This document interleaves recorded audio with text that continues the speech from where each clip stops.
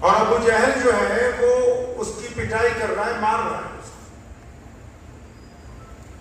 بھائی اس بڑھیا کا قصور کیا ہے، گناہ کیا ہے؟ کوئی چوری کی ہے، ڈاکہ ڈالا ہے، کسی کے ساتھ خیانت کی ہے، کوئی قتل کر دیا ہے، اس بڑھیا کو کیوں مارا جا رہا ہے؟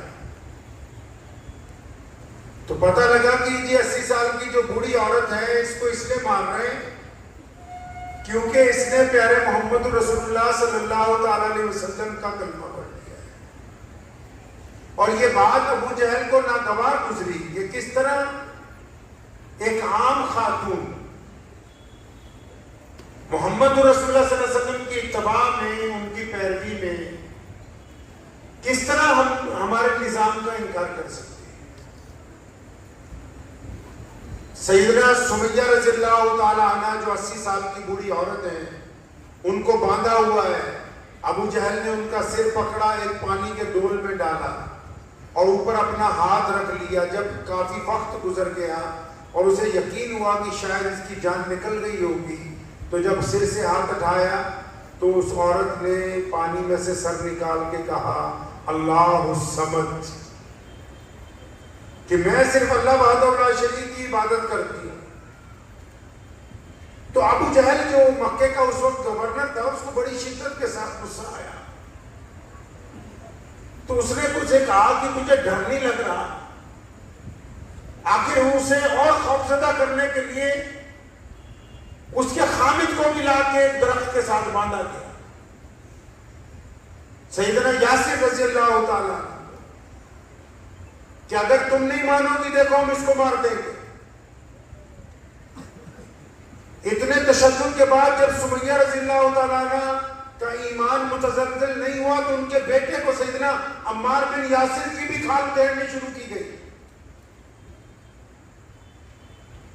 کہ دیکھو ہم تم تینوں افراد کو، میاں بیوی کو بھی اور تمہارے بیٹے کو ہلاک کر دیں گے۔ تو اتنے میں ابو جہل نے سیدنا سمیہ رضی اللہ تعالیٰ عنہ سے پوچھا، اے بڑھیا ایسی کون سی بات ہے، ایسی کون سی طاقت ہے کہ ہماری جو جبر ہے، ظلم ہے، ہماری جو اتنی بڑی طاقت ہمارے ساتھ ہے، تم اس کے باوجود ڈر نہیں رہی ہو؟ تو اس نے کہا کہ سنو کہ جو بندہ یا عورت ایک دفعہ کلمہ لا الہ الا اللہ محمد رسول اللہ صلی اللہ علیہ وسلم پڑھ لیتا ہے تو پھر دنیا کی کوئی طاقت جو ہے اس کو خوفزدہ نہیں کر سکتی ہے۔ سیدنا سمیہ رضی اللہ تعالیٰ عنہ پر ظلم ہو رہا ہے، تشدد ہو رہا ہے اور اس کی انتہا ہو چکی ہے، لیکن وہ مان نہیں رہی۔ 80 سال کی بوڑھی عورت ہے۔ ابو جہل نے آخری وارننگ دی، متعدد روایات کی کتابوں میں ان کی شہادت کے واقعے کو الگ الگ انداز میں بیان کیا گیا۔ تو اس نے آخری وارننگ دی، ان کے دونوں پیروں سے 2 رسیاں باندھی گئی اور 2 طاقتور اونٹ منگوائے گئے، ان سے ان کو باندھا اور کہا دیکھو سمیہ یہ آخری وارننگ ہے، اگر تم نہیں مانی اب بھی تو ہم تمہارے جسم کو 2 حصوں میں پھاڑ دیں گے، ٹکڑے کر دیں گے اس کے۔ تو انہوں نے کہا کہ اگر تم کتوں سے بھی میری بوٹیاں نچوا لو تب بھی تم میری رگ و پے میں سے ایمان کی دولت کو باہر نہیں نکال سکتے۔ بہت کم لوگ شاید یہ جانتے ہیں کہ روئے زمین پر آج اسلام سب سے بڑا مذہب ہے اور دنیا کے 207 ملکوں میں خواہ اس کے اندر کتنے مسلک کیوں نہ موجود ہوں، سب سے بڑا دین کائنات کا محمد رسول اللہ کا دین ہے۔ اس دین کے لیے بے شمار لوگوں نے قربانیاں دی ہیں، بے شمار لوگوں نے وقت لگایا، دولت لگایا، اپنا علم خرچ کیا، پیسہ لگایا، اپنے جسم کی قربانیاں دی ہیں، لیکن اس روئے زمین پر محمد رسول اللہ صلی اللہ علیہ وسلم کے دین کے لیے خون کا جو پہلا قطرہ زمین پر گرا اور پہلی شہادت اگر کسی نے دی ہے تو ملت اسلامیہ کی 80 سالہ بوڑھی بیٹی حضرت سمیہ رضی اللہ عنہ کی شہادت ہے۔ اور مردوں میں بھی اس گھر کو اتنا بڑا اللہ تبارک و تعالیٰ نے اعزاز دیا کہ مردوں میں بھی پہلی شہادت حضرت یاسر رضی اللہ تعالیٰ عنہ کی حضرت سمیہ کے خامد کی، لیکن انہوں نے خامس سے پہلے شہادت پیش کی اور تشدد کی انتہا ہونے کے باوجود اپنے ایمان کا ایک نمونہ قیامت تک آنے والی خواتین کے سامنے وہ پیش کیا کہ دیکھو کہ آپ حالات کے مد نظر اپنے عقیدے کو تبدیل نہ کرنا. سیدنا امیر المومنین عمر بن خطاب رضی اللہ تعالیٰ عنہ جب مسلمان نہیں ہوئے تھے، نبی علیہ السلام نے دعا کی یا عمر مسلمان ہو جائے یا عمر مسلمان ہو جائے. سیدنا عمر رضی اللہ تعالیٰ عنہ نکلے گھر سے اس ارادے کے لیے کہ آج نعوذ باللہ محمد رسول اللہ صلی اللہ علیہ وسلم کے اوپر حملہ کرنا ہے. ابھی جا رہے تھے، راستے میں ایک صحابی رسول ملے، پوچھا عمر کہاں جاتے ہو؟ فرمایا تمہارے نبی کے خلاف جا رہا ہوں. فرمایا وہاں بعد میں جانا، اپنے گھر جاؤ، تمہاری بہن اور تمہارا بہنوئی وہ تو کلمہ لا الہ الا اللہ محمد رسول اللہ پڑھ چکے. فرمایا اچھا، اتنا جلیل القدر آدمی کہ جس سے شیطان کانپتا ہو، زمین کانپتی ہو، جس کے فیصلوں پر آسمان سے اس کی حمایت میں آیتیں نازل ہوئی ہوں، جس نے ساری زندگی اسلام لانے سے پہلے کبھی کسی کی بات مانی ہی نہیں، گھر پہنچے اپنی بہن کو اتنا مارا بہنوئی کو کہ مار مار کے زخمی کر دیا. اب جب بہنوئی کی زیادہ پٹائی اور شروع کی تو بہن سامنے کھڑی ہو گئی، فرمانے لگی عمر تم جو مرضی کر لو، آپ جو مرضی کر لیجیے آج ہمارے ساتھ، لیکن ہم نے محمد رسول اللہ کے دستے پاک کے اوپر ہم نے عہد کر لیا اس بات کا کہ ہم ان کے ساتھ وفاداری رکھیں گے. محمد رسول اللہ نے تو دعا تو کی تھی، اسباب جو بنے انہوں نے سب سے بڑا سبب سیدنا عمر رضی اللہ تعالیٰ عنہ کی بہن کی جرت ہے، بے باکی ہے. حضرت عمر فرماتے ہیں کہ میں نے دل میں سوچا کہ یہ خاتون، یہ میری چھوٹی بہن جو میرے آگے بول نہیں سکتی، اور اس دور میں تو عورتوں کا بولنے کا اختیار نہیں تھا، ہمت نہیں رکھتی تھی. فرمایا اس میں اتنی جرت، اتنی طاقت آئی کہاں سے کہ خطاب کے بیٹے کے ساتھ بحث کر رہی ہے.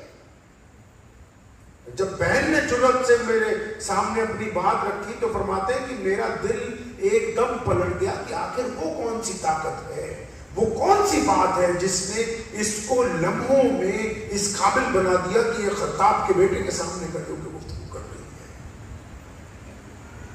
ہے. سیدنا امیر المومنین عمر بن خطاب جیسا جلیل القدر شخص، 1,24,000 صحابہ ہیں، تمام کے تمام نبی علیہ السلام کے مرید ہیں. صرف عمر بن خطاب کی ذات محمد رسول اللہ صلی اللہ علیہ وسلم کی مراد ہے. سارے مرید ہیں یہ اکیلے، یہ مراد رسول صلی اللہ علیہ وسلم ہے. فرماتے ہیں کہ میرا تو ذہن ایک دم اپنی بہن کی جرت دیکھ کے، اس کی ہمت، استقامت، کہ یہاں تو عرب میں کسی خاتون کی جرت نہیں ہے، یہاں تو لوگ بیٹیوں کو زندہ ہوتے دفنا دیتے ہیں، یہاں تو جب مرضی جس کا قتل کر دیا جائے کوئی روک نہیں سکتا. اس خاتون میں جو میری بہن ہے اتنی طاقت، اتنی ہمت، استقامت آئی کہاں سے؟ پتہ لگا یہ تو محمد رسول اللہ صلی اللہ علیہ وسلم کے ہاتھ پر جو بیعت کی ہے. فرمایا اچھا لاؤ مجھے بتاؤ کیا پڑھ رہے تھے.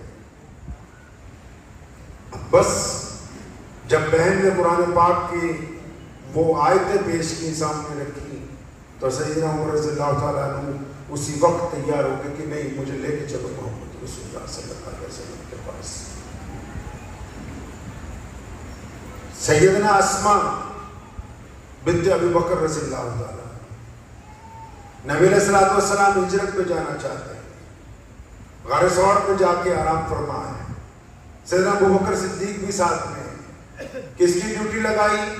روزانہ کھانا پہنچانے کی.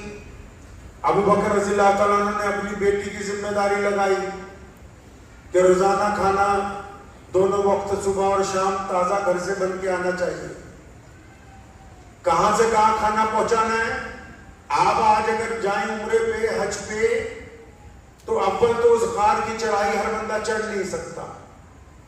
دوسرا، حرم سے اس غار کی چڑھائی تک جانے کے لیے بھی آج کے دور میں ٹیکسی کرائے پر نہیں جاتی ہے کیونکہ وہ وہاں سے کم از کم 10 یا 12 کلومیٹر دور ہے. نظر تو سامنے سے آ رہی ہے وہ پہاڑی. یہاں سیدنا اسماء رضی اللہ تعالیٰ عنہ روزانہ کھانا دینے جاتی ہیں. مخبری ہو گئی.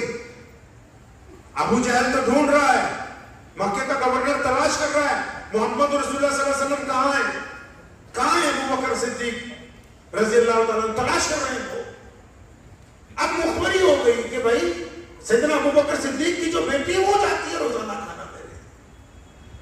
ابو جہل کو پتہ لگ گیا ابو بکر صدیق رضی اللہ تعالیٰ عنہ کوئی معمولی آدمی نہیں ہے, مکے کے شہزادے ہیں, بڑے چودھریوں میں سے ہیں, سرکار ہیں, بڑے دولت مندوں میں سے ہیں,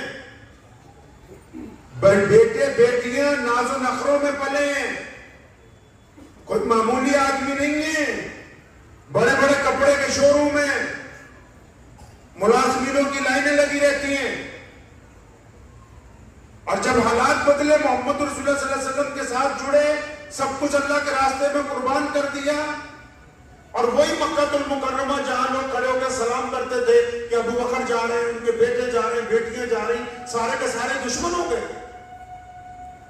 اب وہ سارے کے سارے جب دشمن ہو گئے تو جب مخبری ہو گئی کہ حضرت اسماء رضی اللہ تعالیٰ عنہ جاتی ہے کھانا لے کے, ابو جہل گھر پہنچا, دروازہ کھٹکھٹایا, اتفاق سے انہوں نے دروازہ کھولا, وہ پوچھا اسماء تم جاتی ہو روزانہ کھانا دینے کے لیے,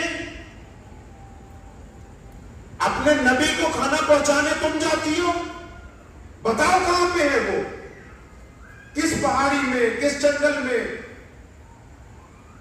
کہاں پر ہیں وہ, کہاں تشریف رکھتے ہیں. سیدنا اسماء رضی اللہ تعالیٰ عنہ فرماتی ہیں کہ میرے سامنے دو مسئلے آ گئے. پہلا کہ میرے پیارے محمد علیہ السلام کے دین میں جھوٹ بولنا حرام ہے, میں جھوٹ بول نہیں سکتی. یہ پوچھ رہا ہے کہ کہاں ہے محمد رسول اللہ صلی اللہ علیہ وسلم, جھوٹ نہیں بول سکتی میں. دوسرا, اگر اس کو بتا دیتی ہوں تو نبی علیہ السلام کی زندگی کو پریشانی ہو سکتی ہے, یہ کچھ نہ کچھ جا کے وہاں حملہ کر سکتے ہیں, تکلیف پہنچا سکتے ہیں ان کو. تو کیا کیا پھر ابو بکر صدیق رضی اللہ تعالیٰ عنہ کی بیٹی نے؟ فرمایا ابو جہل کو ہاں مجھے پتا ہے کہ میرے آقا علیہ السلام کہاں ہے, لیکن میں بتاؤں نہیں. پتا ہے کہاں پر ہے محمد رسول اللہ صلی اللہ علیہ وسلم, لیکن میں بتاؤں گی نہیں کسی حالت میں. ابو جہل کو غصہ آ گیا, اس نے شدت کے ساتھ سیدنا اسماء رضی اللہ تعالیٰ عنہ پہ حملہ کیا, ان کو تکلیف پہنچائی.